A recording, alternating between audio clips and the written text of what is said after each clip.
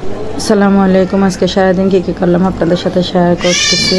সকালে ঘুম থেকে উঠে নাস্তা করলাম, তারপর বাচ্চাদের খাওয়াইলাম, বীজটা গুছাই চলে গেলাম রান্না করতে। আজকে আমি রান্না করব কই মাছ, ফেসা মাছ, চিংড়ি মাছ দিয়ে কচু, টক পাতা, লইট্টা মাছ।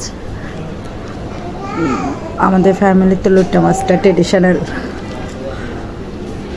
এই যে কচু বসাই দিলাম, চিংড়ি মাছ দিয়ে কচু রান্না করলাম, তারপর লইট্টা মাছ রান্না করলাম, টক পাতা দিয়ে চিংড়ি রান্না করলাম, ফেসা মাছ ভাজি করলাম। তারপর দুপুরে লাঞ্চ করতে বসলাম সবাই মিলে, খেয়ে একটু রেস্ট করলাম। তারপরে ছাদে গেলাম বাচ্চাদেরকে নিয়ে। ছাদে কী করলাম, এই যে এগুলো আমাদের গাছ, এখানে অনেক রকম গাছ রোপণ করা হয়েছে। তারপর বাচ্চাদেরকে নিয়ে অনেকক্ষণ দুষ্টমি করলাম। এই যে এটা আমার বড় মেয়ে, সে ঢং করতেছে এখানে। এটা আমার ছোট মেয়ে, সবাই তাদের জন্য দোয়া করবেন। আমার ছোট মেয়ে মাশাআল্লাহ এখন একটু একটু হাঁটতে পারে, সবাই মাশাআল্লাহ বলবেন,